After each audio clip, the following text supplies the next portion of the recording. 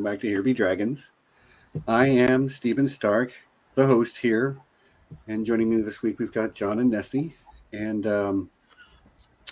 this is not going to be a typical stream here. I'm not my usual boisterous kind of self at the start of this because I've had a pretty bad anxiety attack today, and I am not doing well. Not doing well at all, and I think it's only fair that I kind of lay out some of what's been going on in my head lately and some of the challenges I've been facing, and let you know at least kind of where I'm at for the foreseeable future. So, okay, I'm not really even sure how I'm going to go through all of this or how long this is going to take. I really only just kind of decided within the last 30 minutes that I was going to change the stream topic. We were supposed to talk about The Fifth Element, which, by the way, if you haven't seen, you should. It's an amazing movie. I love it. But as time was getting close for the stream, I got hit. Mom said it's your seasonal anxiety hitting you with both feet, and maybe that's accurate. But I've been. Most of you know that I deal with social anxiety disorder, and that is a thing that I manage well. But managing well doesn't mean it never affects me, and there are times when it affects me more than others. And I kind of spiraled into this headspace today where I was seeing my relationships with all the people I built relationships with, including John and Nessie and all of you in the chat who are regulars, as being predicated on my ability to deliver this live stream every week. And there's a part of me that, and John, I see you shaking your head, there's a part of me that intellectually knows that is not factual. But intellect and emotion do not live on the same plane of existence all the time. You can have both things going on in your head. I'm sure you are familiar, John. We've spoken at length about various topics relating to this. So, yeah.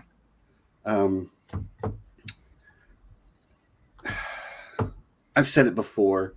I started this YouTube channel with the intent of making friends, of being part of a cool and smart group of people who enjoyed the same nerdy things I did. And I thought the best way to do that was to do the YouTube thing where I talked about the nerdy stuff that I loved and spoke about them in the way that I wanted to hear them talked about, and speak with them about people who I valued their opinions as well. And many of you have been guests on the channel before. Many of you who are in the chat right now. I know Danny's been on the channel, Kate, as well as Laura, who's visiting Kate right now, AK, Sarah Charles. Many of you have been guests on this channel before, and what I always wanted was to build those friendships. But in so doing, and in building the community that we have put together over these last 2 years or so, I really have found myself being in a place where I feel still separated from that community because Stephen is the one that started Here Be Dragons, and Stephen is the one that's with the Patreon, and Stephen is the one that started the Slack group, and everything. I feel like the spoke or the axle in the wheel or the glue that holds everything together. And I'm very grateful for the community that we have, but I still feel to some degree separated from it. And that is not something that I want to continue to feel. You know, like I always wanted to be a part of the community, but I didn't want to be first among equals. Do you know what I mean? Does that make any sense? Yeah. I don't know where you get the idea that you're the boss of anything, Stephen. I'm going for the sad joke. Yeah. Yeah. You know, humor is a way that we deal with our difficulties, and I'm no exception. I haven't lost my sense of humor, I promise you. I will make some jokes today, but I'm being as genuine as I can here at the top because I've got a lot going on emotionally right now, and I do not feel like I can deliver the things that I expect myself to deliver.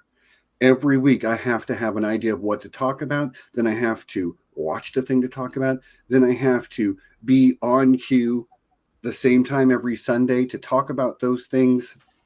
And no matter what my mood is, no matter what else is going on in my life, I have placed myself mentally, emotionally in the space where it is something that I must do.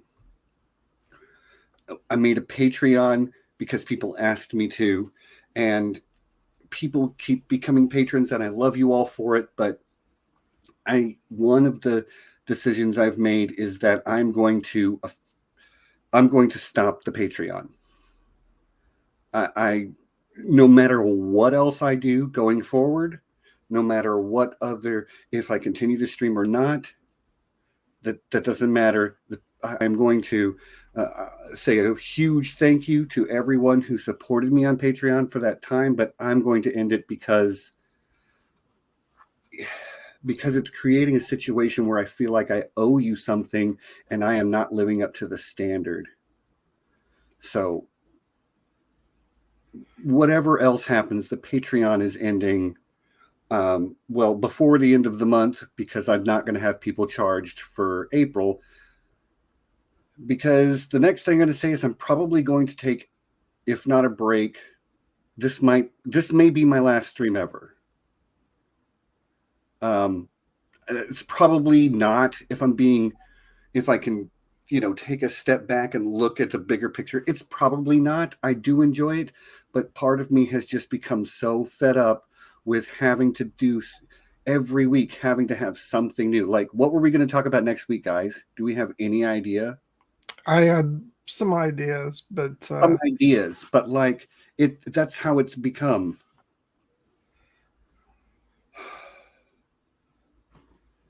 Is that we never know, and then we're scrambling, and I feel like I have to come up with something. People are expecting it, and it has created a situation that is untenable for me in the long run.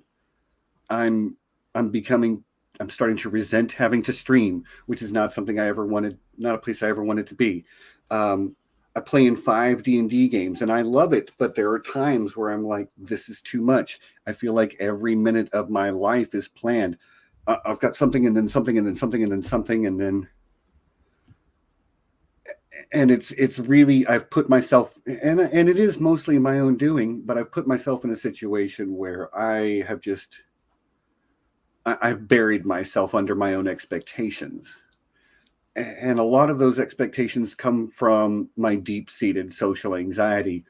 I have to continue to prove my worth to the people who have chosen to be my friends, like I've got to make it worth their while before they figure out, here's the imposter syndrome, that I'm not really that great at, like friend, whatever, I could take him or leave him.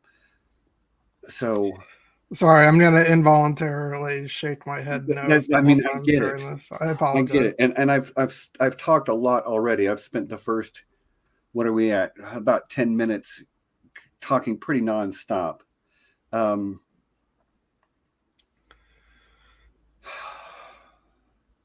not sure what else to say.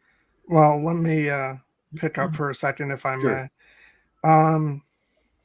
You told both Nessie and me something shortly after we came on, which was that you didn't want us to think of this as your channel, but as our channel.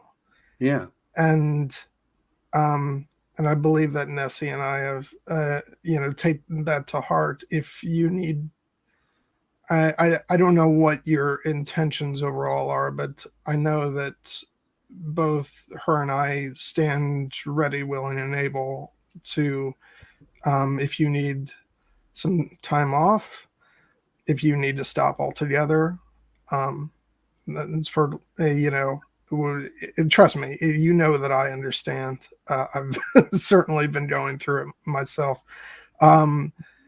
I mean, again, I'm not going to put words in your mouth, Nessie, but here be dragons. It matters to me, and I'd be more than willing to,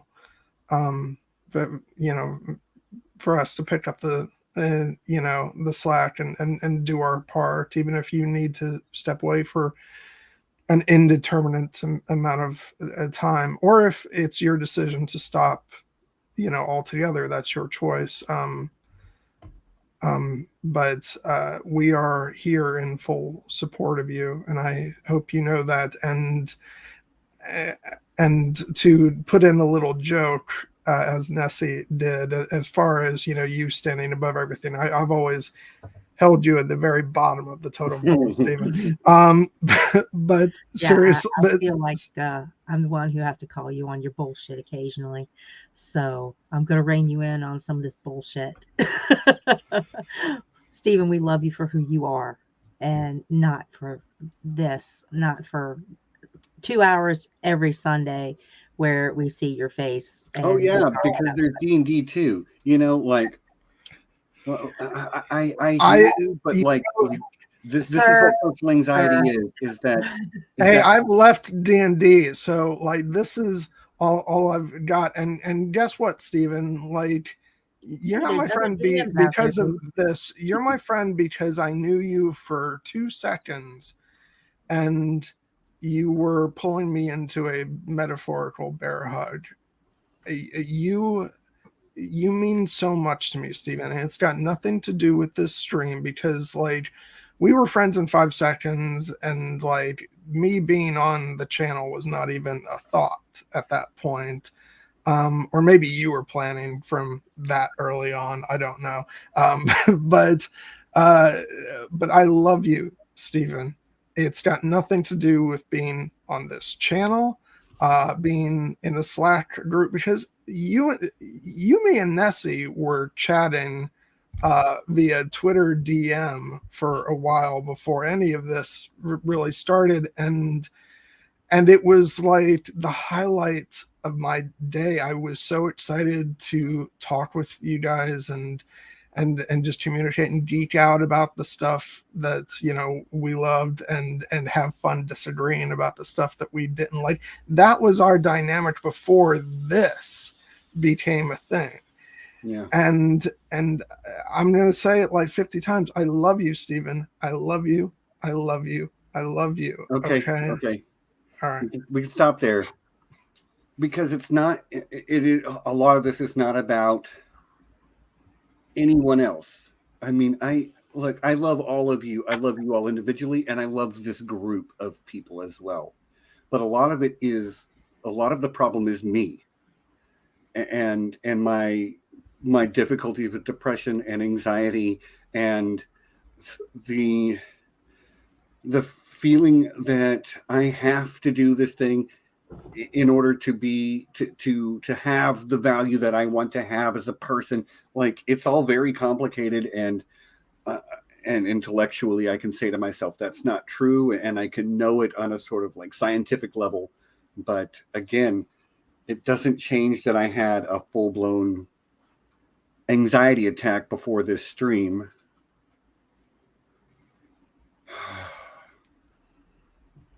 And I've been doing it for 3 years, almost 3 years. And I've had a few weeks off here and there, but even those were sort of like in the future. I always knew they were coming when I had to take a week off, like for my brother's wedding or for a convention or something. So even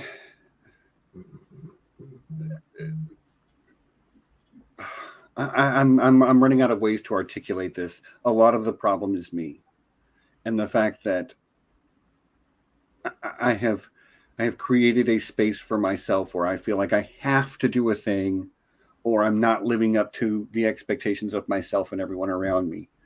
And I think the only way I can sort of remedy myself of that right now is to take a break. I'm not kidding. There's a huge part, like I could tell you right now, I'm never streaming again. I'm because that's how I feel right now. But I also know better than to say that right now because I know that my mind will probably change at some point in the future. I'm going to miss it. But right now I don't miss it. Yeah. So, yeah. And I see everyone in the chat as being so lovely, and thank you all. Every one of you, I know who you are, and you've contributed to the joys in my life. You really have. But this thing that I do where I scramble every week to come up with something to justify streaming for 2 hours, and often it's the last minute, and it's something I'm half-heartedly doing. I'm not doing my research like I used to. I'm waiting for the last minute to watch the movie or whatever it is that we're doing. And it's just the joy has gone out of it for me. And it's a thing I do because my unique mental difficulties make me feel like I have to. So the only way to not feel like I have to is to say that I'm not going to, at least for the here and now. Now, what that means for the future of this channel, I don't know. I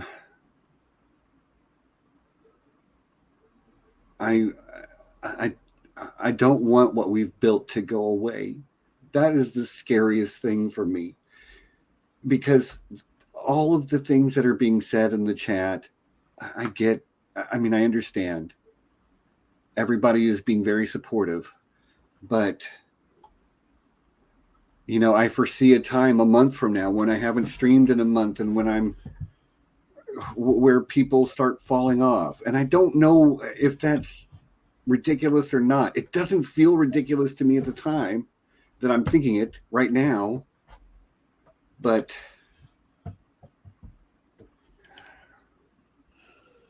anyway, I don't really have... there's no way I could have talked about the Fifth Element today. My head was just not in the right space. I think I've said just about everything I need to say.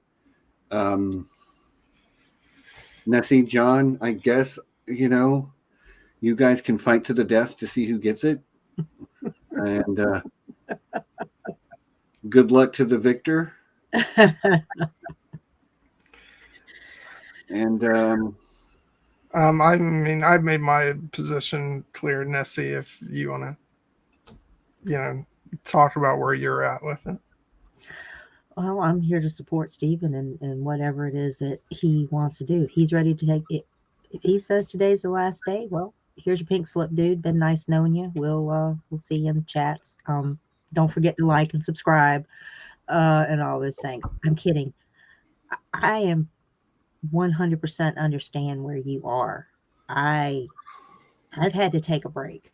Everybody knows I had to not do my channel now for almost a year. It's coming up on a year, guys. Some of that was because of me, though. Some of that was because of me, though. He says some of it was because of him, but there's various factors, reasons why you do things. And if the balance isn't right, the balance isn't right. You have to balance everything in your life. And I'm out of balance. You're out of balance. If you're out of balance, then you need to back up and get your shit together. What he said, back up and get your bearings. Get your bearings. It's perfectly valid. It's perfectly fine. Nobody judged me when I decided to take off indefinitely. Nobody judged me for that. I'm not going to judge you for this. Nobody in this chat's going to judge you for that. Now, if you cut off your beard, I'm judging harshly. I got you. Yeah, I don't have the green screen up because this is we're just friends here tonight. We're not putting on any kind of airs at all. And yeah, I just went with trees. Yeah, Stephen, I'm just here for you. You're my friend first. You were my first friend in the fandom. that's all I have to say, you know. And I'll give you 100%, whatever you need. And, I think that's I'll what I be need. here I can be here every other Sunday night, John.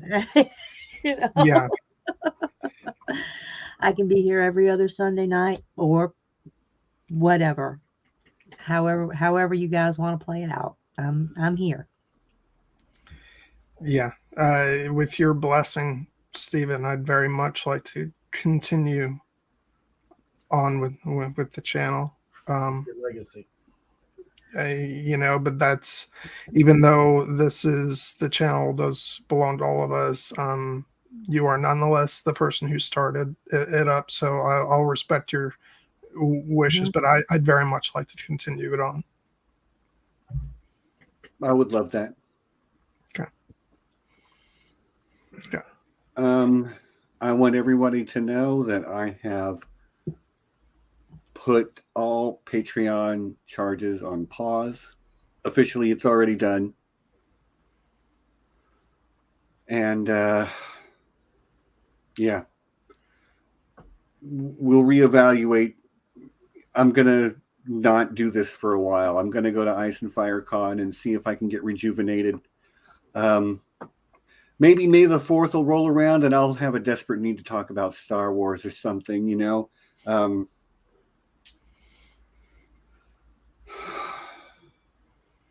So yeah, and as Jared is saying, and he's a doctor, so he should know, anxiety is complicated. It's not a question of rationality.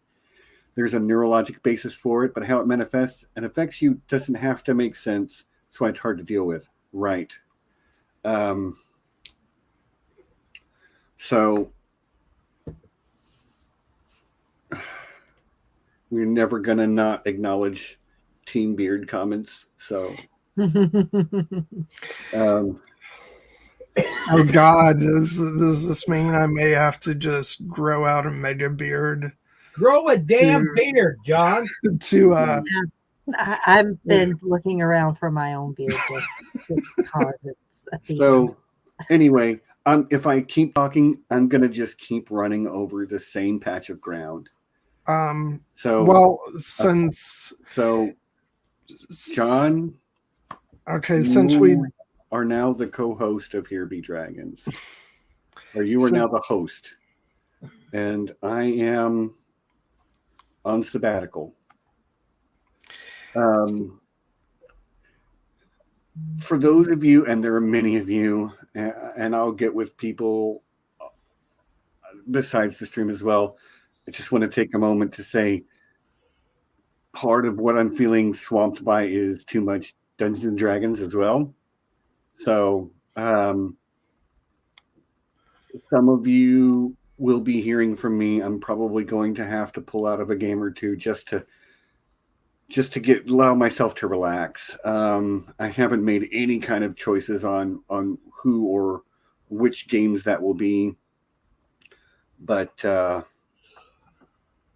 yeah, I've got too much on my plate, and I've served it all to myself, and there is no doggy bag for this part of life, I guess.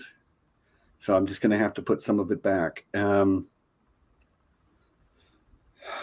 Thank you for being supportive of me. Yeah, you guys are great. And I wouldn't have changed anything really. Like, this community saved my life. You know, I was living in a place that was very isolated, and I did not feel understood by anyone. And that has changed over these last few years because of John and Nessie and Sean and Laura and Kate and Kelly and Danny and Amy and you too, Rock, and Jared and Phil and Matthew and all, like, so many people that I get to call my friends now that I never did before. And I never wanted to let any of you down. But in my quest not to let you down, I have really let myself down, and I'm gonna be a not good friend, and I'm going to isolate and explode if I don't do something about it. So Right on. this is it. John, Nessie, good luck.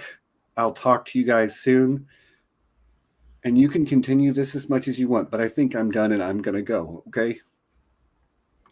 Okay. Just we'll talk soon, Stephen, and just try and just take Yeah. care of yourself, breathe. It's going to be okay. All right. Now, don't leave just because nobody's told you not to leave. If you need somebody to tell you not to leave. No, that is not it. I need to leave. Thanks, guys. I love you. I'll see you all later. Love you too. You too, Stephen. And with that, big John sigh, big Nessie sigh for that one. Yeah. Finally. This isn't the Zoom. Right? I know it isn't. There's people who won't know what that so means. much finally respect. No, for those who aren't part of our Zoom groups, that is the loving way that we say farewell to anybody who exits off the Zoom. We go, finally. That's not how we actually really feel. It's a term of endearment. Yeah, that's just respect. Pay no attention to the guy behind the curtain. Please don't. Yeah, if you don't mind, Nessie, I'd like to keep this going for a bit, because in the spirit of what Stephen was talking about, I think there are some other things that can be discussed. First of all, I mean, if we haven't made it clear already, Stephen absolutely has our full support to take whatever time he needs, and if that's longer rather than shorter, if that's forever, that's his, then that's what needs to happen. But we're going to be, giving him our full support, regardless what he needs, how much he needs. And Stephen, if you're still watching this, I'm gonna say again that we love you, man. Yep. We love you very much. As this is a mental health stream, I told Stephen before we got on that he and I are quite a pair these days, apparently, because there's been a lot going on. And I feel like there's probably no better time to address it than now. A lot of you know what's been going on with me, and maybe some people who aren't in the Slack might not know. I'm just going to go ahead and say it. My mother has dementia. She has for quite a while. It started up, I guess it feels like a couple of years ago. Maybe it's a little bit longer. She has a long history of heart problems, and she had breast cancer at one point, and then she had a heart transplant, and a very long history of things, and finally all the medications that she's been on has, it's all taken its toll, and so it's sorry, it's just gonna might have to pause for a second here and there. We love you too, John. Past few months to a year, it's been getting especially worse, faster and faster. And to be blunt, she has a lot of difficulty. Most of the time, she doesn't know who my father is. And she's started to have trouble remembering who I am, although she still most of the time seems to know that I'm family. It's just sometimes she thinks I'm her brother rather than her son, which, is fine. I'll take what I can get. it's looking like it's getting to the point where we're probably going to have to put her in an assisted living facility. So this is a pretty hard time, but the thing that has gotten me through all of this over the past couple of years has been you guys, every single one of you. I lived a pretty lonely life, aside from my parents, before I met you all. My weekends would be very uneventful. But you guys have become a family to me. And I don't know what I would do without you. You mean the world to me. And that's why, like, I've had to modulate, like, how much I'm putting on myself in terms of multiple streams, which is why I've been kind of stepping back more and more from John Webster film, and why, especially now, I will be putting that on hiatus, so to speak. But one thing that I am resolute in is my dedication to this channel, because it means so much to me.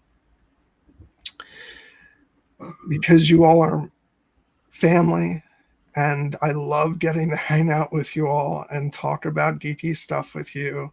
And Nessie, you have become my sister over, over these years that we've grown to know each other more and more. And Stephen is my brother, and all of you guys, again, I'm repeating myself, your family. When I got to see a lot of you at HereBeCon, it was one of the greatest moments of my life, and I felt so connected. And Ice and Fire Con is coming up, and 30 days. It's going to be awesome.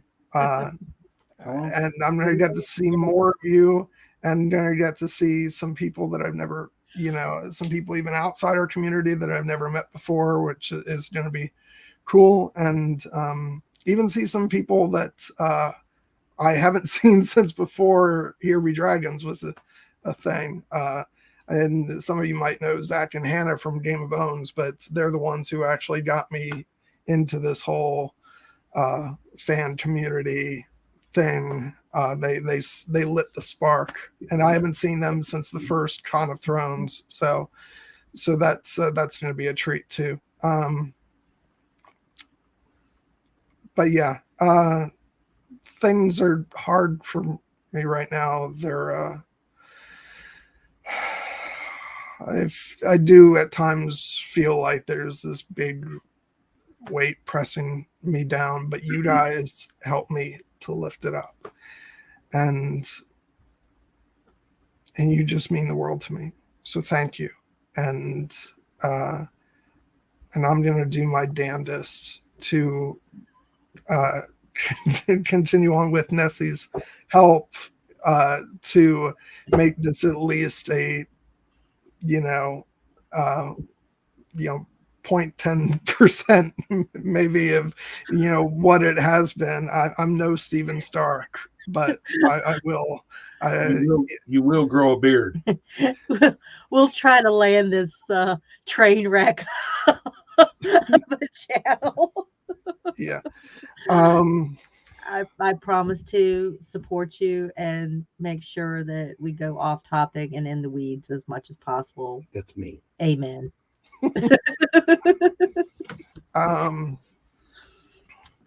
I have to admit, I'm going to try my best to keep this within the spirit of what Stephen has established, but knowing me, I might stretch the bounds just a little bit, because there might be certain topics I'm like, we got to talk about this. Hey, Dad left us the keys to the car, man. It's full of gas, and all we got to do is like get a map throw the map out the window and let's This, just this, hit the but road. this does mean that I don't have to break my pledge to never talk about the MCU on John Webster film, because now I can talk about Spider-Man No Way Home here where it belongs. But Yeah. yeah, That's sad though. We'll Yeah. what? Oh, guys, whoever doesn't know, this is the voice from behind the curtain. This is Rock. Yeah. This is my main support, my proxy beard, everything. It just saddens me that You can Stephen, speak up. It just saddens me that Stephen has had to step back. It's not that it doesn't sadden me that he's chosen to, it's that he had to, because in all reality, it wasn't a choice for him to do that.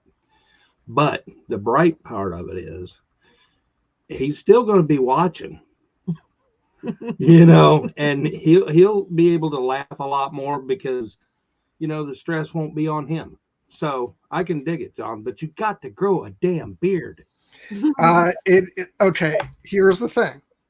Like, I cannot have a beard going to Ice and Fire Con because I have to wear that damn mask on the plane, and I am not wearing that over a full beard because it was already hell when I went to HereBeCon, having that thing on for like 6-7 hours. John, you do know that the air marshals might have issues with you wearing a mask on the plane. Beauty is pain, John. This is what we've been told, for thousands of years. Beauty is pain, so some things we must suffer for. and the beard might be one of them. But see, now I can. I will say though, in trying to lighten things up, I can actually go ahead and do this because I'm now typing from the Here Be Dragons account. So,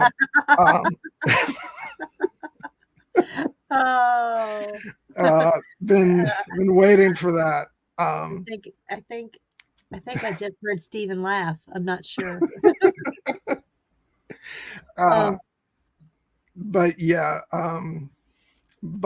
once that trip is over with, if then I have to maintain a beard for the sake of the channel, then that's what I'll do. You can just do the, just the goat. Horse shit, make him grow bigger. Just the goat. Oh, grow a big old wood hippie beard. There we go, Steve. That's what I want to see. That's what I want to see right there. I want to see more of that. Yeah. Yeah, I'm Kate. I'm the one with the razor. Okay. So I'm the authority on when it starts. Yeah, but all those slaps are gonna like hurt on that baby face, that freshly shaven baby face, when we all see you at Ice and Fire Con next month. It's gonna sting a bite. It's gonna sting. Don't threaten me with a good time, Nessie.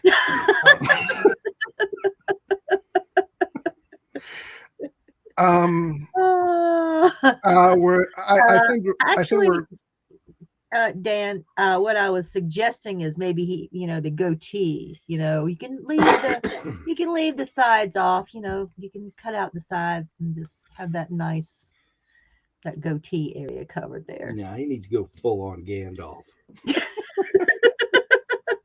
Oh, now you're just tempting him with his language. Yeah.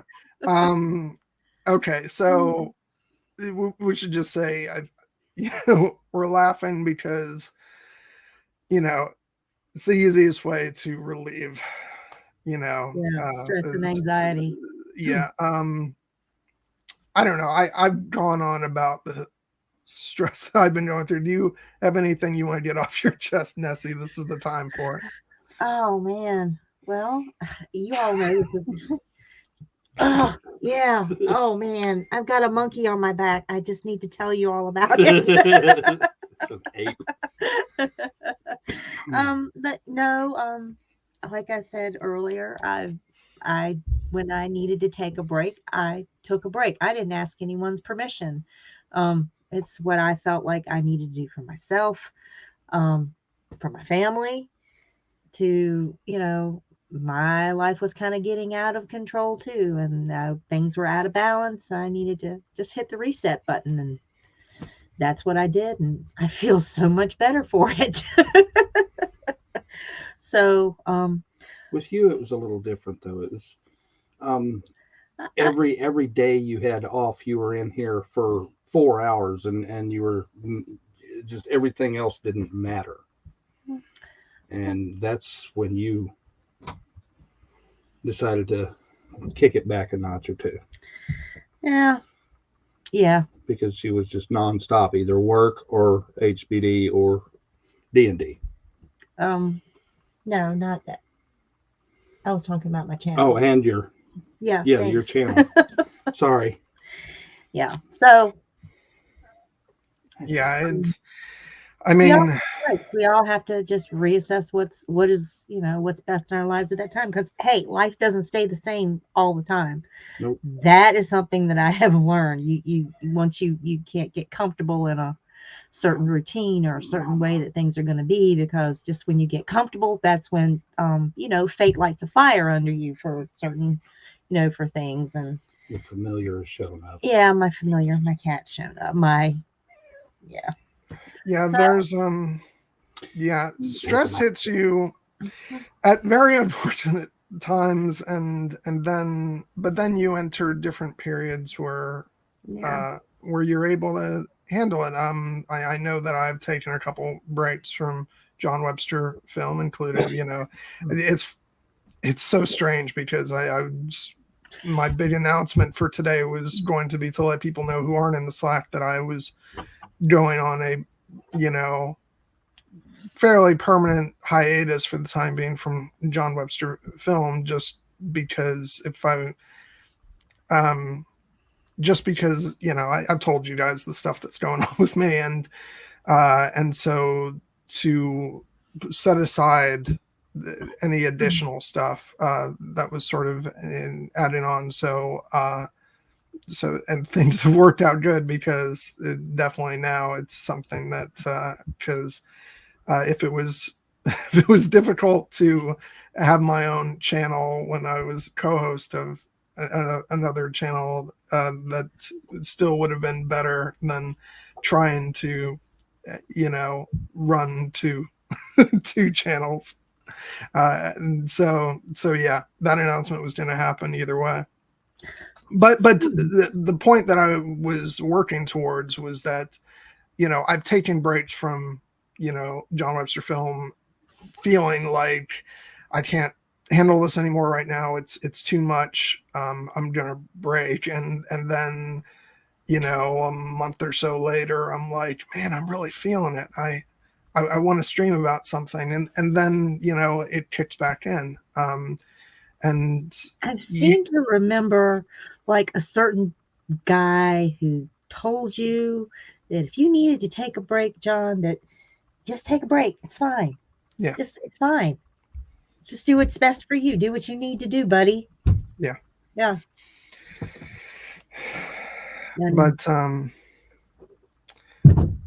But yeah, and so and likewise for Stephen, my personal hope is that there'll come a time once he's sort of gone through what he needs to go through, and maybe he'll get the inspiration and he wants to come back and do stuff, whether that's on a whether that's on a regular basis, or if he just wants to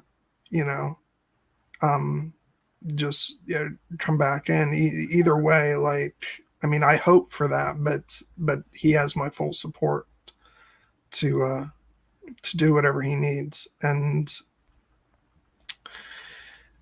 so the channel though is the least of it. I hope he's okay. And Stephen, if oh, okay, this Stephen is still in the chat. I see. Oh, yeah. Just, I want you to take care of yourself. Number one, Stephen. because the most important thing to all of us is that you're happy. That's because that's what you've done for all of us. You've brought all of us such joy, and we want that for you. So whatever needs to happen in the future to ensure that you are happy and continue on being happy, that's the very most important thing to all of us.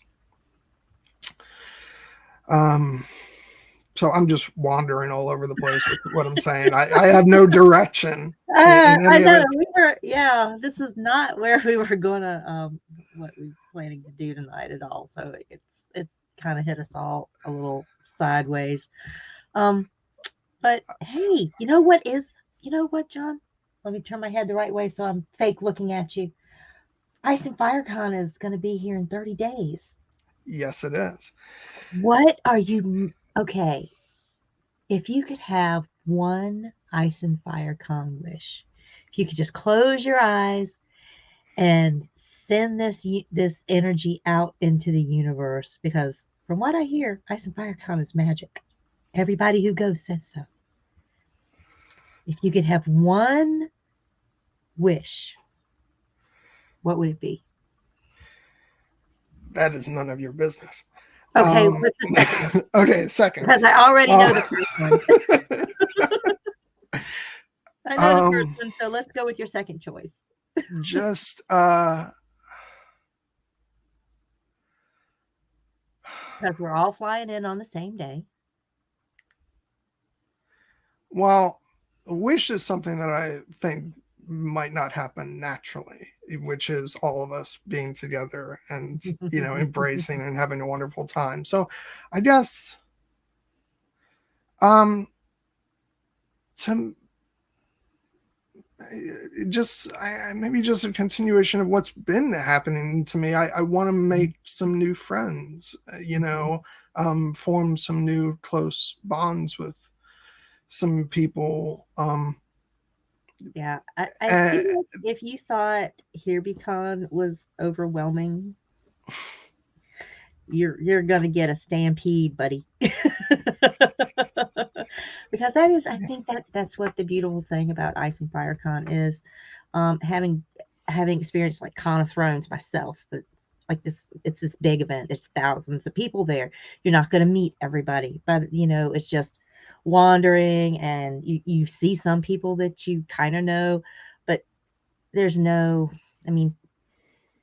everybody's kind of all doing their own thing, going off to do whatever. And I feel like that it's a different vibe at Ice and Fire Con. That's what I'm really looking forward to, is that extended family vibe. Everybody that's attending is going to be in the same place.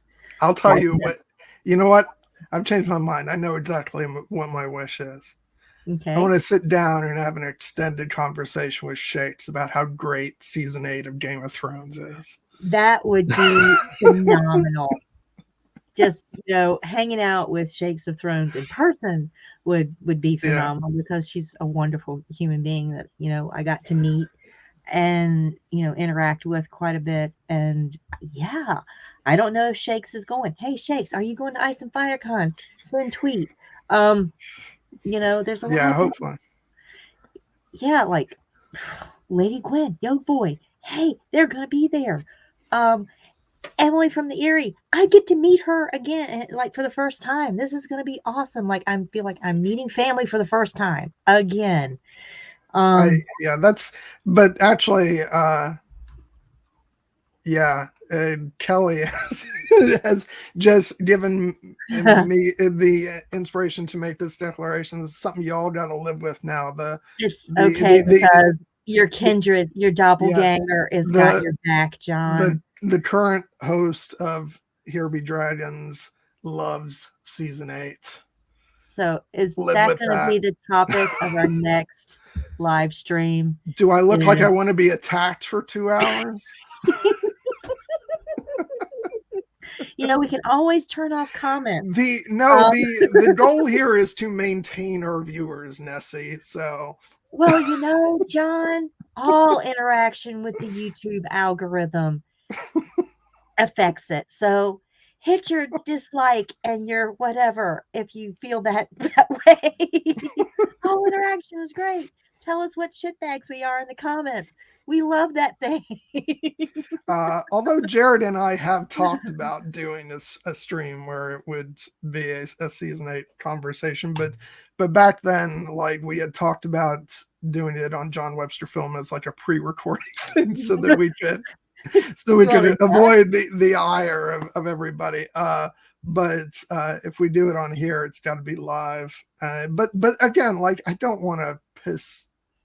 Like, the goal here is not to piss off people that much, so maybe we'll stick to less controversial. Okay. How about season 1 was great? Is that something I think everybody can like? Yeah, I think everybody is pretty. Everybody can get behind that. Season 1 was great.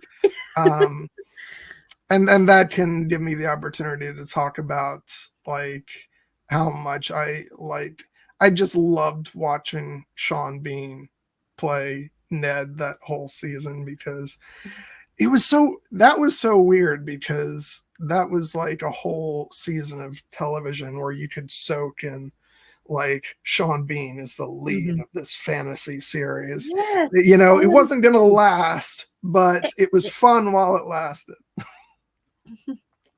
Yeah, it was a great season, and it hooked like millions of people. I mean, it hooked millions of people.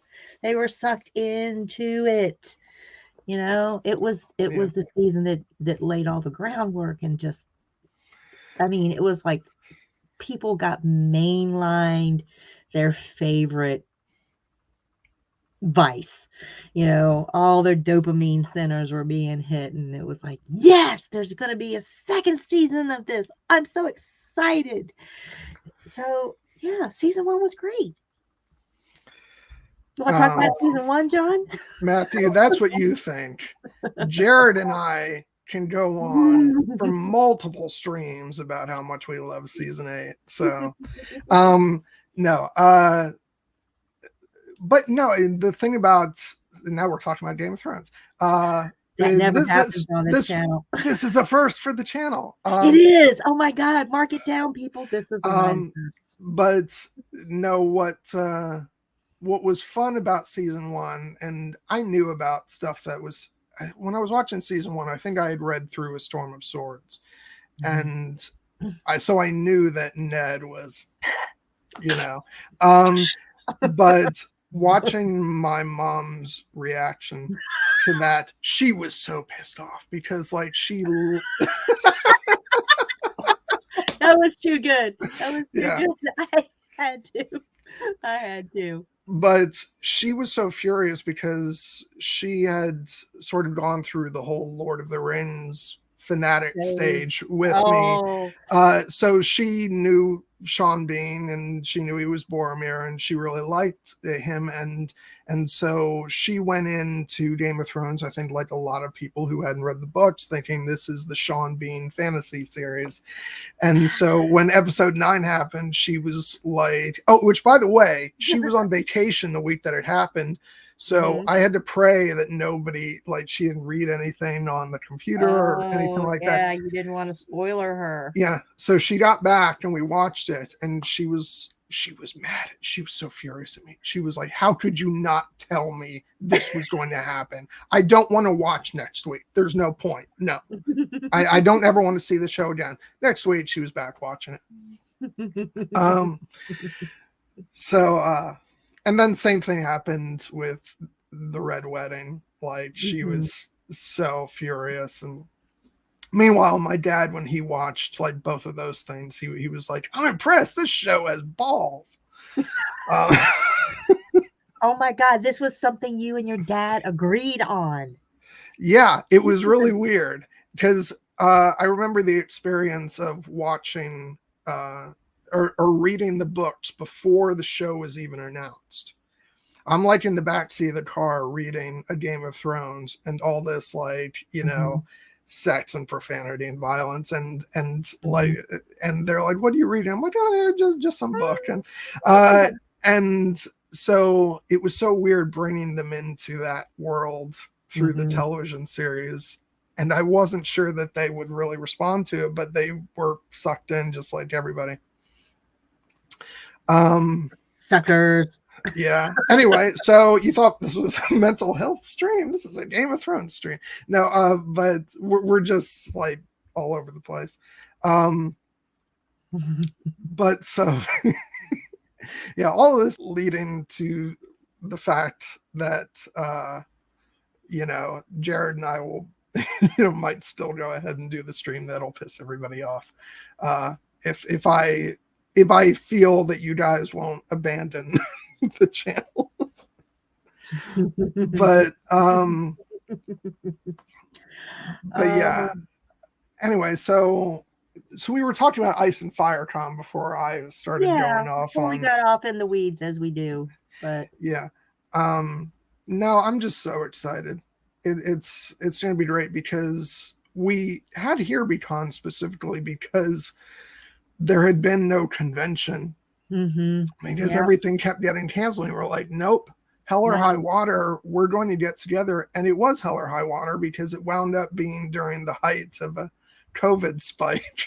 And we still went. Yeah, we did. Yeah. It was worth it. Yeah, it was worth it. It was worth it. Thank God it was just COVID light. Thank God for orange juice. John, I have to admit, yes. Thankfully, you had orange juice and running through your veins. I think your bloodstream is probably about 50% orange juice, 50% pizza. And apparently COVID likes neither of those. Yeah. So, drink your orange juice, eat your pizza, folks. It's the trick. Did you get that? That's your expert medical advice. That's expert medical opinion. Based just on complete observations in a limited study. It's not blind. We just kind of hashed it out, and this is how the chips fell. I should have drank more orange juice, but I did drink some orange juice, and that was probably a good thing. Yeah.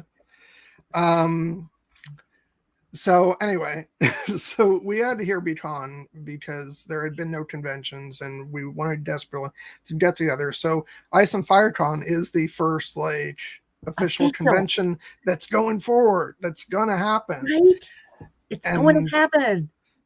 And I almost haven't been thinking about it as much because it feels so weird that there hasn't been a last minute cancellation. I'm just waiting to get the email. That tweet out in 2 weeks or the email and just holding your breath. This, I'm holding my breath at this point. Just, I won't believe it's real until I think I get on the plane. Because you guys know I hate to fly. So that's how committed I am to this one. I'm going to fly alone. Yeah. Or at least to Chicago, where I will be. I don't know how fate had this, but I will be flying, unless the flights change, unless the flight gods screw with us. I will be flying in on the same plane from Chicago with Aaron M. Which, by the way, and this is not to say we all did just see each other. I can't wait to see, those of you again who were there. But you just said Aaron, I cannot wait to see Aaron and Kate's going to be there. And there's going to be a bunch of people that we're meeting in person for the first time. It's going to be so much fun. I can't wait. Have you ever met Sam Rixian in person? No, I haven't. It's an experience. It is an experience like no other you will have. Talking to her online is an experience unlike any other. Which, by the way, stepping back into sort of the heavier topic just for a second. Okay. I've had conversations with Sanri and also many other people. I'm going to call some people out. You're among them, Nessie. I've had conversations with Kelly, Amy, Kate, Aaron.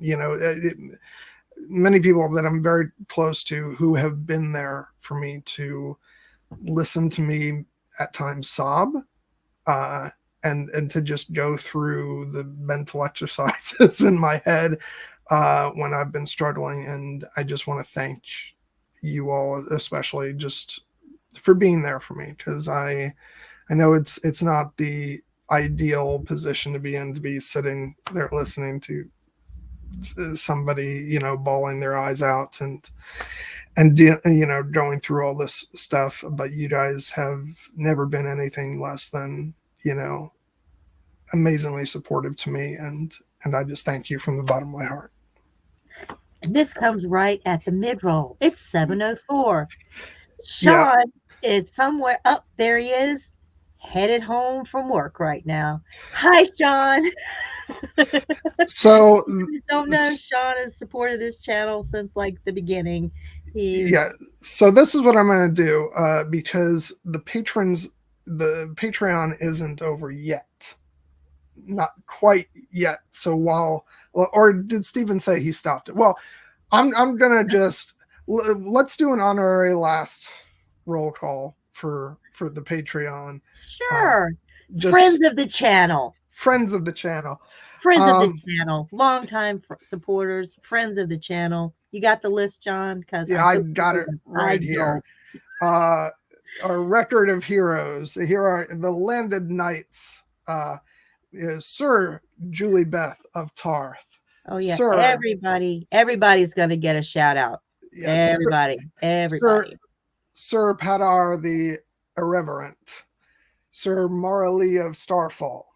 Sir Kelly, the Jaded Redhead, or Jaded Redhead. Jaded. Sir Cloaked One. Sir Blue Lemon. Sir Emily of the Eyrie. Sir William, I might get this one. Tindalos Traveler. Tindalos Traveler.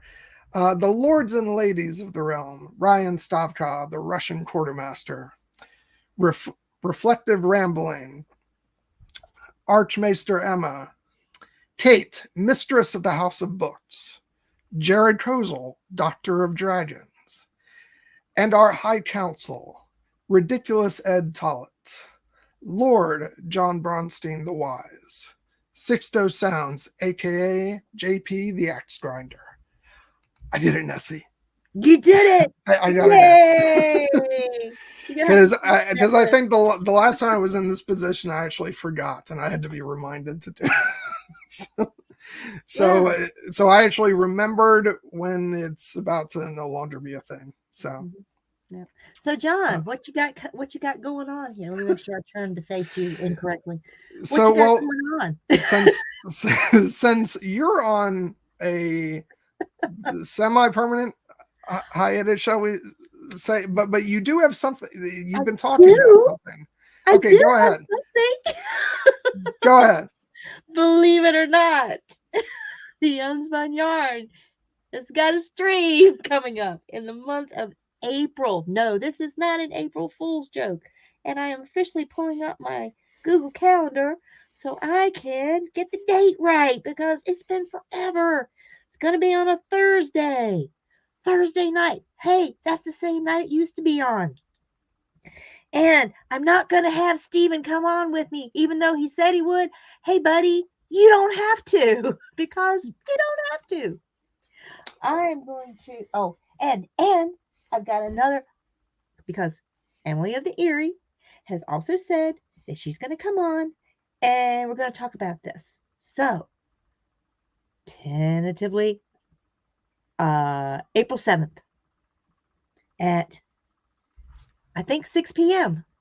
I think so. Does that make it official? I think it's a thing now. And what? Oh, Steven. You don't have to. You don't, like, I'm saying it like I'm on the channel. I'm like, no, but I think Nessie's being completely sincere here, and she says, "Don't do that to yourself. Like if you're saying that you need to stop streaming, come on, buddy. Take it easy on yourself." Anyway, this is the topic. The long revised second edition of D&D and Dragons. We're gonna talk about some of the dragons that came out in the latest edition from Wizards of the Coast, Fizban's Treasury of Dragons. What a treasury it is. It's filled with some beautiful artwork. It's got stats. It's got lots of things to help a budding or experienced DM incorporate more dragons into their adventures. And Dan, it was 6 p.m. Eastern Standard Time. I have not made the string yet, but that's what we're going for. So I know other people are streaming at that time. That's fine. I don't care. I'm going to stream at this time because this is when my guests can get together to talk about stuff. If you're not there, that's fine. Catch it on the rewatch. So I mean, it's unfortunate for them. Yeah, it's unfortunate, but it's D&D, and dragons. So hey. So that's new. That's for me. So yeah, I don't know how long I've been off the air on my channel, but it still works. So we're gonna put out some content.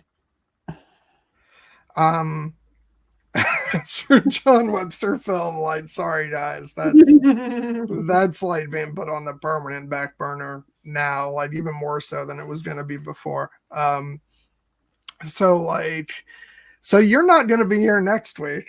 So I guess Kelly is coming on.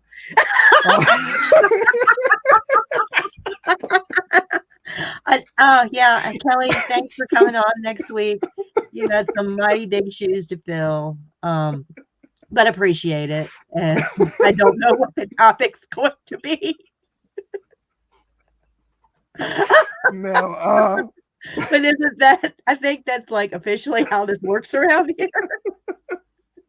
No, like seriously, I'm being completely serious. I'm joking with. Although Kelly, like, I would actually like to have.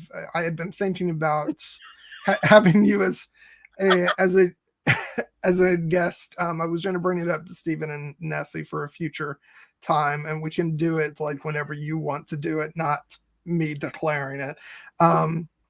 No. I want to have you on to discuss a certain comic book film called Spider-Man: No Way Home.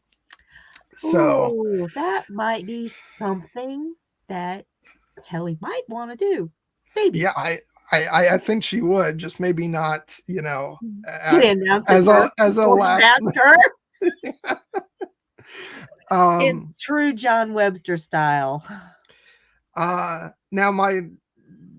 my question for you though, Nessie, is that something that you would like to be here for? I wasn't sure of what your if you went crazy for the movie or not. Don't throw stones at me. I have not watched it.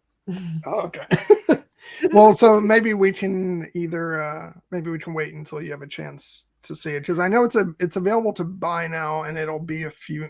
I think maybe 3 or 4 weeks. What?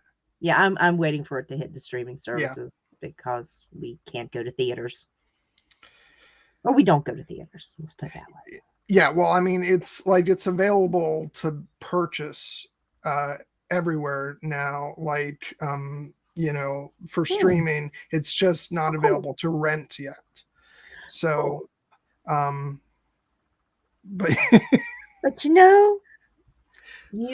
you've got to stream about something next week, John. I do. I think you're committed at this point. I am. So I guess because I've had a couple ideas, because that was one, the Spider-Man. I also want to do a discussion about the HBO Max animated series Harley Quinn, which is something that I've been wanting to talk about for a while. Yeah, so you've got some stuff to talk about. We're going to talk about Picard, though, because I just signed up for a streaming service to watch this. Yeah, that is the thing that I can actually formally announce, even though I have to find something for next week, the week after, we will be talking about the first 5 episodes of season 2 of Picard. So that is Here Be Dragons official. Official. Yeah. Put it in your calendars. I have subscribed to a streaming service so I can watch this show. Yeah. So yeah. So a couple ideas floating around for next week. I'll Halo looks like it's going to be really good too. I didn't even know this was a thing, but there's that's another I think Paramount Plus show coming on. This is the first I'm hearing. Yeah, Halo. I think it's next month, maybe, or May, but soon. I don't know. I'm not committing to that without without knowing more. No, John, blind trust. You have to give it to me right now. It could be garbage too. So so yeah. So I'll work on finding something for next week. Over the next couple days. I know how much you love Deep Space Nine. Oh yes. I think I know a couple people who who would jump on board for that. Have you even watched some, John? Nessie. Yes. We can finally do Fringe. Wow. Alternate. Just shock. Look at John. You have so much energy and ideas now. We'll see what happens next week, guys. When he fell right into her vagina. Her vagina is like the best phrase I think I had heard in a long time. And when, oh God, when he said it, I think my teeth just fell out of my face. It was so funny. Oh my God. But yeah, so that would be great. And yeah, so there's lots of ideas for stuff that we can do. But Fringe has to wait until a week that you're on, because definitely not doing that one without you, because we've been talking about it forever. It's just agenda. Hashtag the agenda. Yeah, like for those of you who just know John Noble from the Lord of the Rings, like you're not prepared for for Walter. For Walter. I mean, that is his defining role as Walter Bishop. Like that's what he should be known for. As great as he was as Denethor, like he's also really unlikable as Denethor, and Walter is like completely lovable. Yeah. Flawed, tragic, beautiful, everything. Walter is just a great character.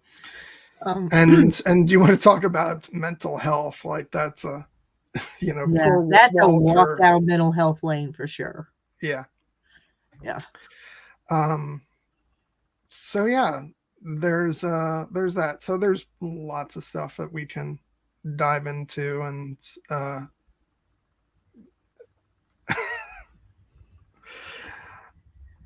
I think the answer is probably yes. Yeah, the only, like, to my knowledge, the only thing is like the first episode, the pilot. Definitely, like, you don't have to know there, but it's not important. It's not super important. Like if you know who Captain Picard is, like that's enough. Because not living under a rock. Yeah, but it's not specifically like important in terms of like background knowledge. Just know that the first episode ties into some TNG stuff, just because of like characters, that carry over to that episode. You have Picard, and then you also have. It's been a while since I watched the show, so I'm trying to remember names. Chief O'Brien, who was a character on Next Generation, who moved over to DS9, and then Worf comes over later on in the show. But again, I don't think it's absolutely necessary. Super necessary. Yeah. For my money, it's the best Star Trek show. I absolutely adore that. And talking about mental health again, it's funny. God, it's weird how like the stuff keeps coming back.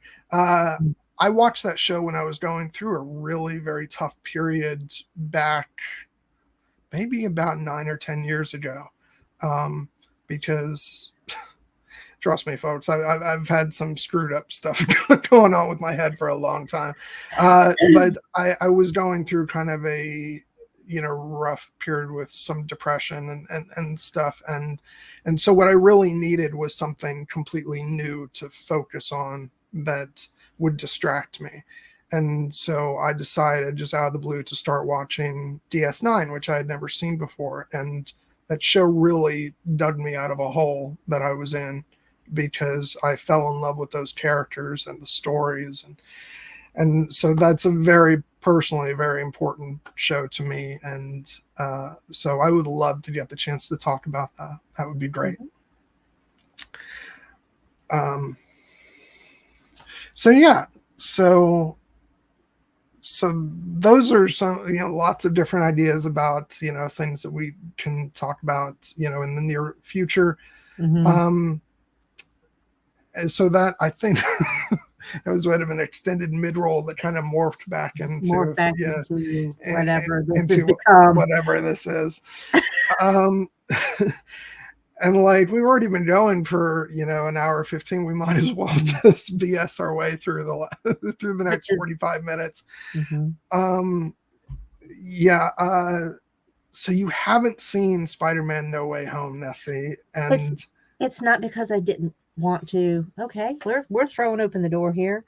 My husband has PTSD, and so going into a crowded movie theater and sitting with unknown people in the dark room, not good for him. This is mental health, right? Comes right back to that. It's something that he cannot do. So occasionally, like extreme occasions, we can go to one of the few existing drive-through theaters still operational within the continental United States and watch a movie together. But those are so rare. So anything that's current run in the theaters, I mean, I know I can go and watch them by myself, but that's not fun. I mean, I can go. There's no law that says I can't go. I just don't go, and we watch them together whenever they come out on various streaming services. So we're waiting to watch it together. Like our own home. Yeah, so like I said, it depends on how much you want to spend. If you're fine with purchasing it for $20, it's available now. If you want to wait till it's available for rental, I think it's like mid-April is when it'll be available for that. So and we'll be at Ice and Fire Con. So, but yeah, like spoiler alert. Spider-Man. I love Spider-Man. I do. I've watched all the other Spider-Man movies. I watched the cartoon when I was a kid. I think there's just something so compelling about everyday man Peter Parker that just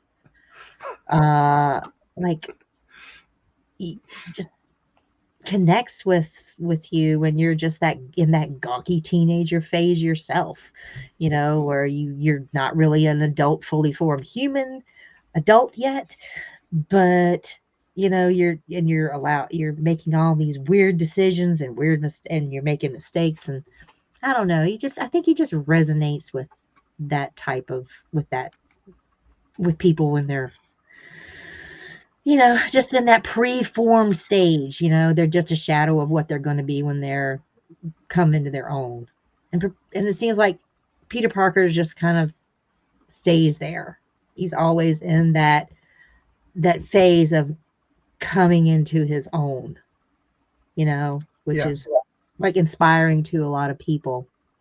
I will say that Everybody roots for him, you know? yeah.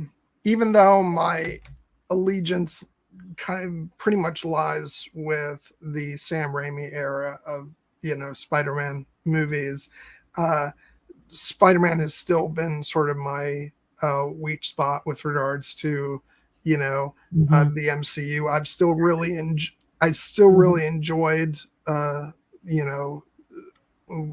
Spider-Man's role in the MCU and the movies that they've done, because even though I'm not crazy about the MCU overall, like Spider-Man is one of my favorite characters, like, of all time. I have loved Spider-Man since I watched the animated series in the 90s as a kid, and so I just love the story of Peter Parker and and what drives him to become Spider-Man. Usually it's the death of Uncle Ben and and all that stuff, and I love the whole like his suit, the web slinging and all that stuff. So I just stumbling along, Yeah. he's just stumbling along, just barely ahead of everything. He's trying to make it work on a shoestring budget. Everything that Batman is, Peter Parker isn't. He's the perpetual underdog, come from behind kid that everybody loves and roots for and just wants to see just make it over that hill. I remember when I went to go see Captain America Civil War, which was a great movie itself because it actually did a lot of things right that I normally take shots at the MCU for, because I loved that the movie didn't end with some big gigantic explosive finale. It was about these two men and the fact that one of them's angry because over the death of his mother. Like the inciting line of that finale is he's like, I don't care, he killed my mom. Like that's something on a so personal. Yeah, that resonates regardless of who you are. And so that was just a great movie. But then smack dab in the middle of it, you've got freaking Spider-Man jumping into the MCU from out of nowhere. Mr. Stark. Yeah, and it was just so much fun to see him doing his thing, swinging around everywhere and making jokes in the middle of all this. And just a kid. It's like, just how am I freaking kid, How am I doing, by the way? It was so great. And so that really added to the enjoyment I had of that movie. And so I've just loved seeing him, in the midst of all this. Like I especially loved Far From Home. That was a really fun movie. And then No Way Home, like I won't say too much about it because you haven't seen it yet, but I'm sure you know generally some stuff that happens. But like it's the movie made for the Spider-Man fan that goes like all the way back to the beginning. It's just it's the one that I don't think it's a perfect film, but it's probably going to go down as one of my favorite comic book films regardless. So I'd be very excited to talk about that, and hopefully Kelly will come on when we do that, and also Kelly, like as long as I'm springing things on you, I also want to have you on here to talk about Daredevil, because I've been watching Daredevil. Fan freaking tastic. It's amazing. So we have to do that at some point. On Daredevil while it was on Netflix for so long. Shame on you. Yeah. Shame on you. Go check out Daredevil and Jessica Jones and all the other, formerly Netflix Marvel shows, because they're fantastic, like out of this world fantastic. They really just went all in on the like dialogue, drama. Oh my God, it's so good. 2 words. I mean, Vincent D'Onofrio. If you know, you know. That's all I'm saying. Well, it's so funny because I saw him at Hawkeye before I started watching Daredevil. And so, and it's funny because I don't know that you really get like what's behind the character from just watching Hawkeye. Oh no, because he's in it so little, you know. Yeah, you've got to have been there. When I started watching Daredevil, I was like, "Oh, this is who this guy is. He's a psycho, like real, like loose cannon. Like he's talking softly and slowly, but he's scaring the shit out of you." Mm-hmm. Mm-hmm. And then like you get to the scene where, spoiler alert, but he smashes a guy's head in with the car door. This is what the Netflix shows are doing, by the way, which I wish like Disney would let Marvel do now, go to some darker places. But I remember seeing that scene and I was like, this is the guy they brought over to Disney. Yeah.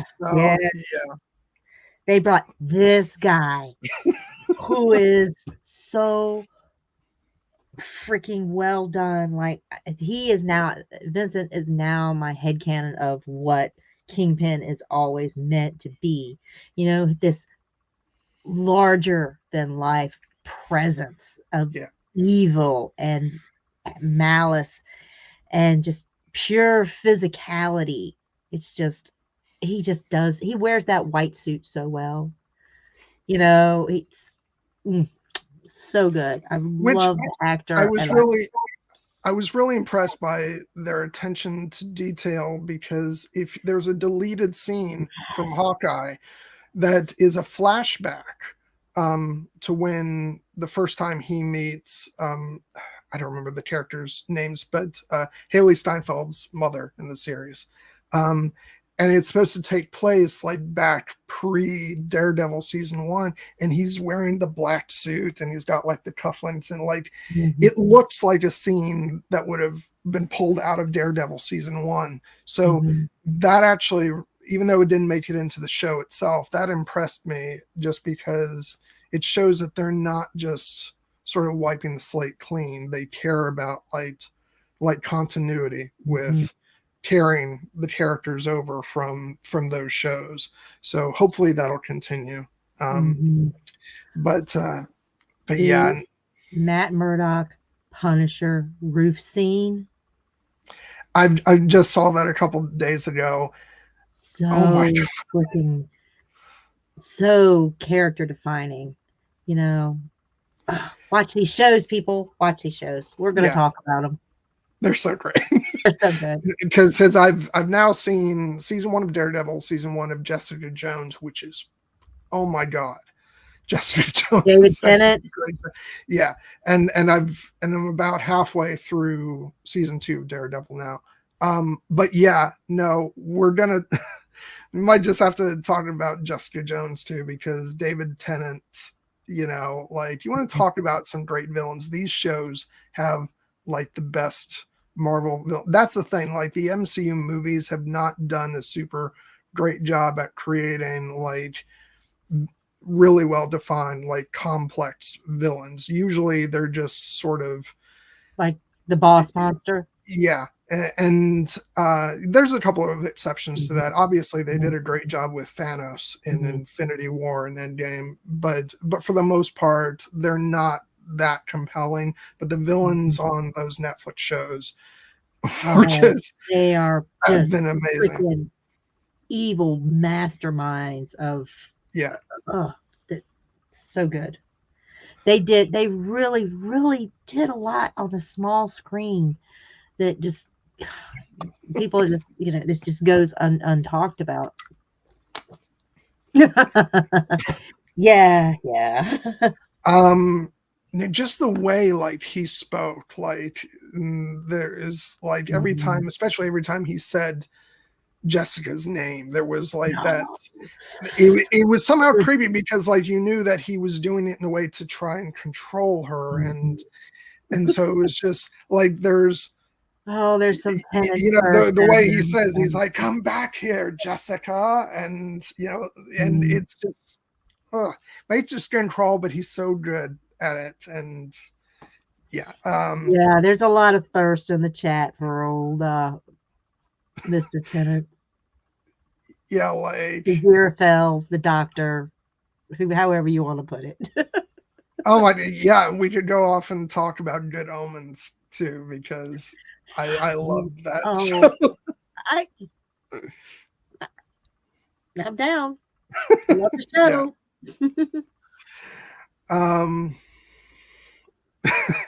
God, I was just rambling about everything that we love. Well, because we really are living up to the Here Be Dragons, creed of chaos. Because this we're is just how we roll, people. We're just bouncing from one thing to another.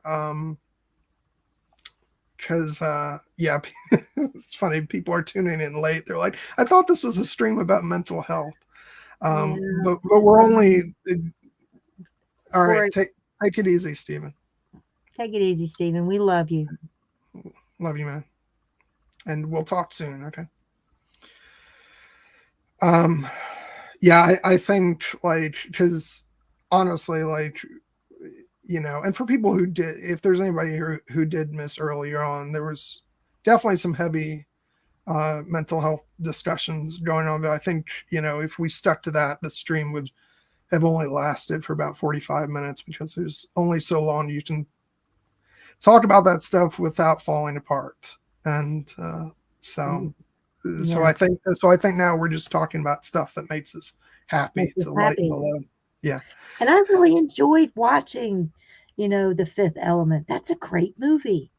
Yeah. Well, it's so funny because I was running really behind today because I didn't sleep well last night. So my viewing was taking place really late. So I was fighting to cram in and it was the second time I'd seen the movie. So it's not like I had to if I had never seen it before, I would have sat down last night and oh wow, you only had the one viewing before. Yeah, I had seen it once before, and this was my second viewing. And but anyway, I was sort of cramming it in a little bit. So I'm trying to get the last couple minutes in before the stream, and then all of a sudden I'm trying to log into the stream and it's like page does not exist. I'm like, what's going on? What is going on? And then I saw what was going on and that we had changed the topic, and so I was like, oh, I guess the last 5 minutes can wait till later. What I got from it was a lot of Captain Planet vibes. You remember Captain Planet, the cartoon? Oh, of course I do. Of course. Earth, air, fire, water, heart. Together, we form Captain Planet. And that's kind of like the plot summary. You got your 4 elements. You got your 5th element, which is, of course, love. That's interesting powers combined create this unstoppable force. It's your guys' fault that my mind went to a different place talking about elements. I was thinking about Avatar. Well, is there, is the Avatar state considered the 5th element? Yeah. That's all Avatar powers combined. And he enters the Avatar state, and he's super, super powerful. So, which, by the way, do you know that I kept my calendar on February, my Avatar calendar on February for about half of this month, just because I didn't want to turn away from my favorite character, which was Katara, who was February. And I was like, we'll just keep her up a bit longer. But I changed it, and now it's Toph. So. Oh, you mean call me Toph because I'm tough.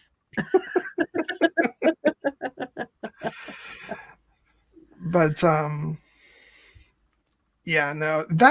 that right there is something that I didn't think I was gonna really come to love as much as I did, but I really responded to Avatar, and it was fun going on that journey over we did a stream for each season. So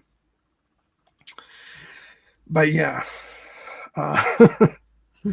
Oh, hey, Stephen has a comment about the Fifth Element, and this is strangely weird because it's true. Yes. We never shared the screen together. Which, by the way, I was really able to appreciate how utterly genius Gary Oldman is in Dork this is time one around. of my favorite like gonzo villains. Like Gary Oldman, he's so good just being Gary Oldman, you know, and Yeah. whatever film he's in, he's playing Gary Oldman, wearing a different suit, shall we say. You know, what's the suit this time? Zord is so just over the top B B movie villain, kind of just extreme gonzo kind of character. You know, I love this movie. I don't know why. I mean, there's lots of reasons to love this movie. Mila Jovovich is like Bay, and I think I got a little, you know, crush on her immediately. And despite, you know, um, um, Bruce Willis being like cast as main character in this, we we get some great side characters. So Bruce Willis is another one of those actors that goes on the list of not meeting Nessie's approval. It's not that. It's like, well, he, like Gary Oldman, is Bruce Willis in the movies that he plays. He plays Bruce Willis in his movies, and he just puts on a suit. He's just one of those guys, in my opinion. Not to say that I don't like his movies. I do. There are a lot of his movies that I really enjoy. Like, you know, I love Pulp Fiction. Okay. But you know, Corbin Dallas is just, you know, it's Bruce Willis and it's like this movie is like Bruce Willis meets Taxi Driver meets the Maltese Falcon meets Star Wars, kind of. I feel like the reason why Bruce Willis is sort of Bruce Willis in this movie is because he's the thing that kind of grounds it for like the audience is going to see this, to not because everything else is so off the wall bonkers. It is. And Bruce Willis is kind of the familiar of like, this was the 90s. So it's like everybody recognizes the Bruce Willis action hero. Right. So I feel like he's the one part of this movie that's not just really weird and wild. And so he plays it that way the whole way through. He is the constant straight man. Yeah. I mean, when he and Chris Tucker are interacting on the spaceship, Ruby Rod, he's so here, high energy is right here, and Bruce Willis giving the one word answers. Do you remember what I said when we had the watch party for Fifth Element, when Chris Tucker first comes on the screen and like he's so hyperactive and like sexual, just that whole so sequence, much. I said like that, and I said that this whole sequence, you know, is sort of makes me, you know, it's what I imagine, you know, being on like you know, being high feels like, or you know, it just like I did say that, and this is what drug feels like. Yeah. And is this drug? Yeah. And yeah, it's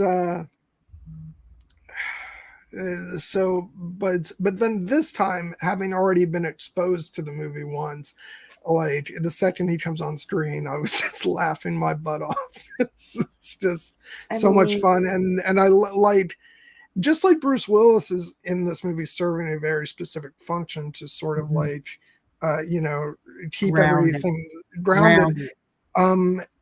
Chris Tucker is there to add that, you know, blow it the hell up. Dependable, like extreme Chris Tucker brand of humor, like, you know, when things start blowing up and like they go crashing through the floor and he's doing the Chris Tucker scream. Yeah. It's just And so the really great. like fast stammer. I mean, come Yeah. on, man, come on, man, come on, man, Yeah. Yeah. It's I've absolutely loved him since I think the first time I saw him was in a movie called Money Talks with Charlie Sheen. Which is funny because I told you guys recently about when I went with my mom to go see, for some really weird reason, we went to go see the Brendan Fraser George in the Jungle. And then after about 5 minutes, we were like, nope, no, not having it. We got up out of the theater and we said, and we just, snuck into one of the other theaters, and it was the movie Money Talks. And we had a blast seeing that. And it was due completely to Chris Tucker because he is such a comedic genius.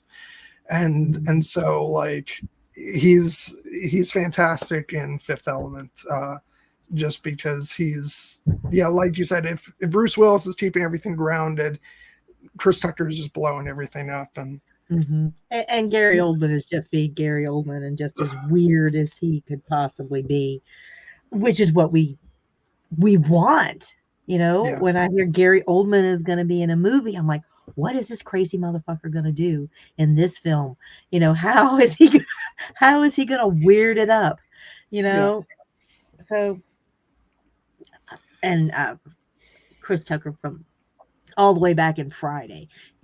Friday is like so meme worthy. That's everybody remembers him from that. And in the same buddy movie energy, he had doing the Rush Hour series with Jackie Chan. It's kind of what you're getting in this film is that kind of like that buddy movie feel.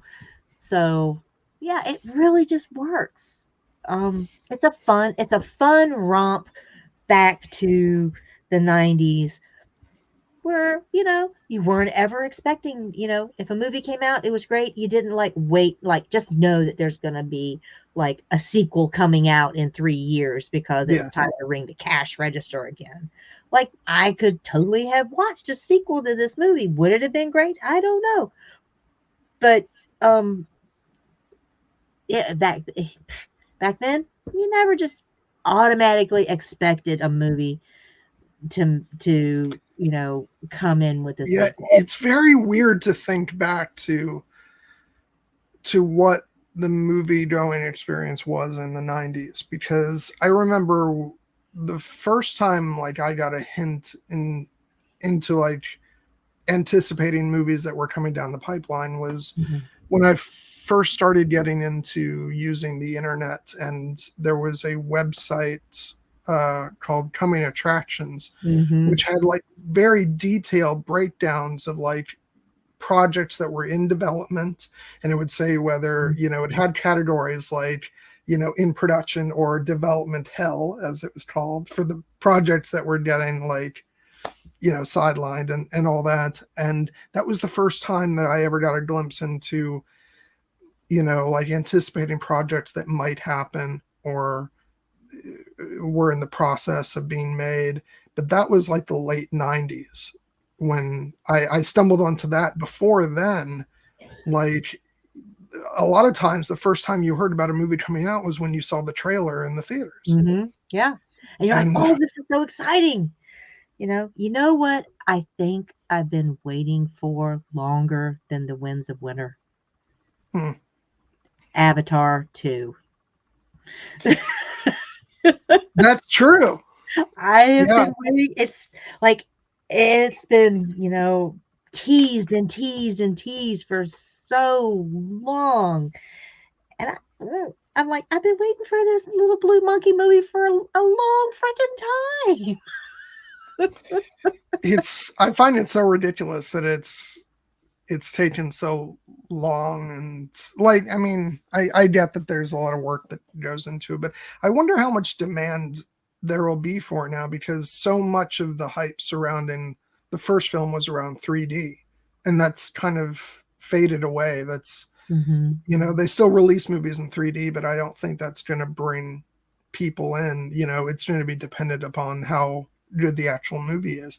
And I actually like Avatar a good deal better than a lot of people seem to, because it's, you know, it's got its weak points, but I still think it's a, you know, it's a fun, you know, entertaining, you know, at times emotional story. But there's no doubting that the 3D was a major, you know, sort of selling point for it. And like when you went in and saw that, you know, that droplet, you know, out of the screen, like dropping in it, and like immediately you were like, oh, this is cool. And so that added to the experience. But I don't know that, like, now they're going to have to sell it on the grounds of the story itself, and I don't necessarily know how it's going to land. Right. But if it's one, has he waited too long? Yeah. But that's the big thing. Here's the thing, though. I have learned that it's never a good idea to underestimate James Cameron. People can say what they want about, you know, his latter movies, you know, but the man knows, like, what the public wants, you know, at a certain time. So yeah, it's, you know, his movies have been extremely successful. So not saying that that'll happen again, but I'm not going to, you know, I'm not betting against him. You know, I mean, he has been busy. You know, he's, you know, filmed the Titanic, and I mean the ship under the water, not the movie. You know, Raised the Titanic. There was a documentary on it. He's, you know, filmed a bunch, you know, done a lot of documentary series.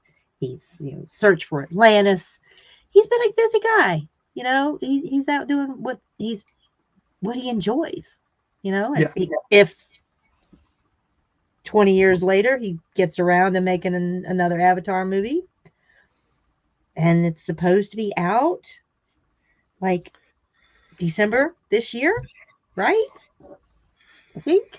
Yeah, supposedly. But I will say, like, if nothing else, do you know what the production of the Avatar sequels has given us was that brilliant sketch on Saturday Night Live with Ryan Gosling with the papyrus. Papyrus font. I've watched that about 50 times and it never gets old. So if nothing else, we've been gifted with that, and so it makes it all worth it. Makes it worth it.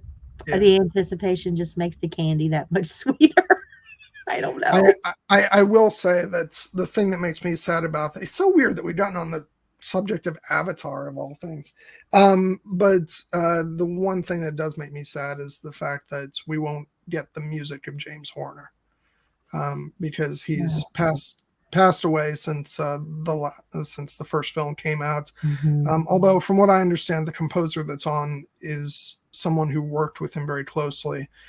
So it's going to be very much the same style of music, and the themes will come back and things like that. But he was like, and this is the part of the stream where where John talks about film music, but like he was, I have like scores by different composers that I rank higher, but as far as composers themselves, he was my favorite because his music is always so emotional.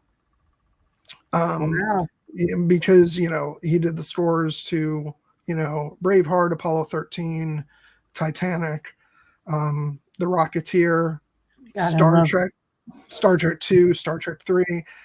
There's just something about his music that, whereas like you take a composer like John Williams, his style is very much like in sort of traditional classical form, but James Horner's music somehow, even though it was also instrumental and in that form, but I think the most important thing to him was like, you know, tugging heartstrings at the right moment, and he always did that with his music. And so I think that's why I always respond. As a matter of fact, one of his scores, The Land Before Time, That was one of the earliest films that I remember seeing. That came out in '88. I was only 4 years old, and I remember seeing that in theaters.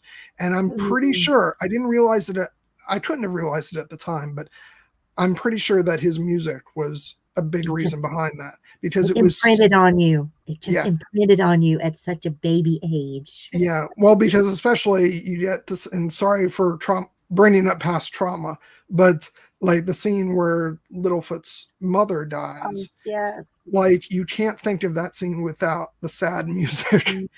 And so, and again, like that's something that even when you're that young, especially when you're that young, and this unfortunately resonates with, you know, a lot of what I'm going through right now, like the concept of losing your mother can be very traumatizing when you're exposed to it at a young age. And that's why everybody gets sad when they think about The Land Before Time, because or Bambi, you know, or Bambi, yeah. So there's no way that couldn't have had an impact on me, and James Horner's music was a big part of that. And so I've always loved his music. So that's why, like, I bawled my eyes out when he died. Probably, I remember I spent weeks like listening to all the tribute podcast episodes that they put out, because I may have never known the man, but he had a really profound impact on my life. So I'm very sad that we won't get his actual music for the Avatar sequels, but yeah. His influence will be felt. Yeah. For sure. Yeah. Somehow we are winding down to the last 10 minutes of this, and I don't like, this may be the most erratic stream we've ever done on this channel, because there really is no topic that we've stuck to. We could rename it and call it just Staying in the Weeds. Yeah. But yeah, well, John, it's been bittersweet. It's strange, weird. It'll be fine. Yeah. Yeah, I want to spend the last few minutes of here just talking about the man himself, because he may feel, and he's wrong, but he may feel like it makes him stand apart from everybody, but it's quite the opposite. The fact that he started all this means that we all hold him in a very special, dear place in our hearts. And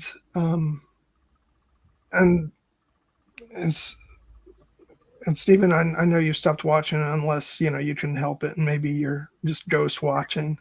He's lurking. Yeah, maybe you're lurking.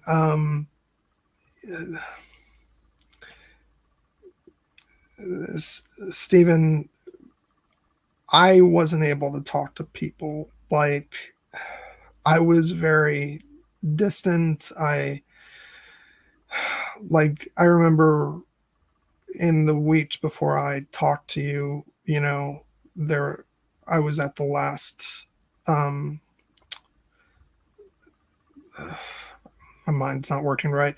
I was at the last Con of Thrones, and that last night I went sort of walking through the crowds down at the bar in the hotel, and it was against every fiber of my being to even open my mouth to anybody. I did manage it because I was resolved that I would take some kind of baby step, See, John, you took the first step. Yeah, but the thing is, but it was so hard for me to even open my mouth to anybody. And then you opened your arms to me. And my world forever changed. You're not apart from any of that. You're integral to it. And it has nothing to do with you being on this channel or, even you being in the Slack group or anything, or like every single person who's either on the screen right now or in the chat, and the people who are in the Slack group, and we've all been touched by your love and your generosity of spirit. Thank you. I was going to say that. Yeah. And like, if you think that, you're standing off to the side somehow and that you're not like immersed in the big group hug that is Here Be Dragons, then you're wrong. I don't know how else to put it. And I just hope that even if you're having trouble like telling yourself that right now, I hope that somewhere in your heart you know it, and and maybe given time you'll accept it again, because it's the truth, and every single one of us cares so much about you. Yep. Yeah. Like I said earlier, you were the first person in this entire fandom who held out the hand of friendship to me. Very first. And you were like, when I started like I was just like joining into the live streams. I'm just like peeking in. I'm just watching, I'm just being the lurker, for a while. And then, I just like one day just kind of chimed in and said, hi, yada, yada. And Stephen was like, hey, great to see you. How are you doing? Welcome to the chat. And I'm like, oh, this is nice. People are like, there's somebody who acknowledged my existence as a human being on the internet and on the interweb. And you've been a friend. You've been a real friend. You've been more than a friend, your family, as John says. But, I didn't have very many friends that were, I don't know. You have acquaintances, you have people that go through your life, that pass through your life, that you really don't, make strong, may or may not make strong connections with. But I've made a really strong connection with you, and it's led me to other people. And, before you know it, here we are with all these people, and, I'm not alone anymore.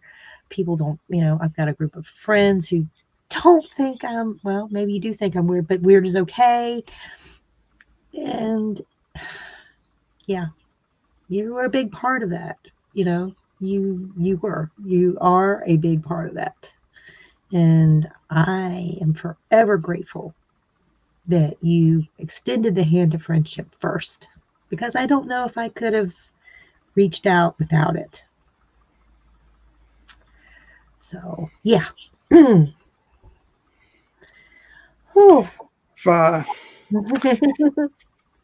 not to cry here a little bit. Yeah, if I could extend like beyond the digital space, my arm would be wrapping around you right now, Nessie, so we could hug. Yeah, I'm just like, oh.